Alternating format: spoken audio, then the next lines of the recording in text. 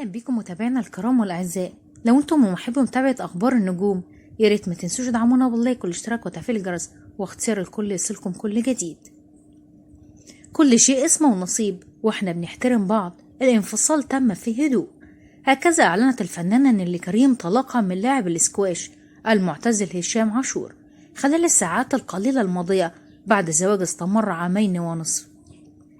تداول مستخدمو مواقع التواصل الاجتماعي خلال الساعات القليلة الماضية أنباء حول انفصال الفنانة نيللي كريم عن زوجها الفنان ولاعب الاسكواش المعتزل هشام عاشور، وهو الأمر الذي أكدته نيللي في تصريحات لموقع صدى البلد.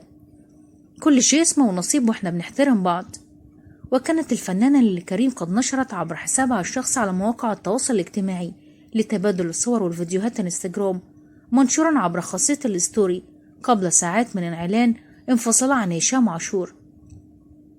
يكبر الإنسان 3 أضعاف عمره حينما يحاول التأقلم مع حياة ليست مناسبة له.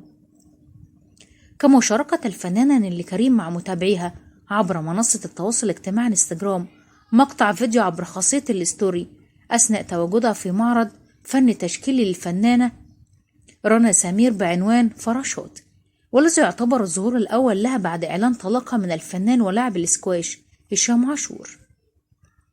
وكانت الفنانة نيللي كريم قد فاجأت جمهورها بارتباطها بلاعب الاسكواش المعتزل هشام عاشور، حيث جمعتهما العديد من الصور قبل إعلان الزواج، حيث لم تعلن نيللي كريم قبلها عن العلاقة والخطبة، حيث كان الزواج بين الثنائي مفاجأة للجميع، أي أن نيللي كريم أكبر من عريسها بحوالي 8 سنوات، لكن الحب بينهما كان قادرا على تجاوز أزمة السن، ولم يهتم أي منهما بانتقادات الجمهور.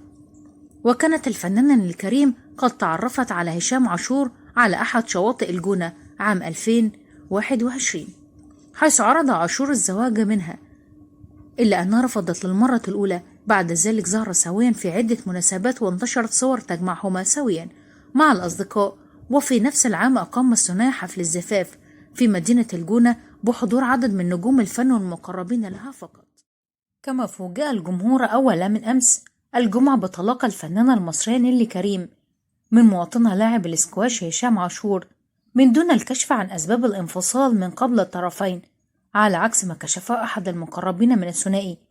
وأكد صديق مشترك لنيللي وهشام في تصريحات أنهما مر باختلافات حادة خلال العام الأخير، منوها بأن شائعة انفصالهم في شهر كانون الأول ديسمبر من عام 2023، حين أطل الأخير من دون زوجته في حفل افتتاح مهرجان الجونة السينمائي، كانت أقرب إلى الحقيقة. وعند سؤال عاشور في حينه عن سبب غياب نيللي كريم أكد أنها مجهولة، لكن في حقيقة الأمر كانت هناك خلافات بينهما. وقالت كريم في تعليقاتها الوحيد على انفصال الطلاق: تم بشكل رسمي بيننا كل الاحترام والتقدير وكل اسم ونصيب.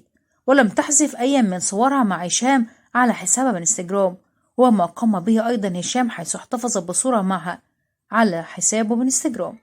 وانتهت زيجة كريم عاشور بعد زواج دام الأكثر من 2.5 عام على دخولها القفز الذهبي في أغسطس عام 2021 بحفل زفاف في الساحل الشمالي اقتصر حضوره على الأصدقاء المقربين، وكان عقدا خطوبتهما قبل شهر واحد من حفل الزفاف.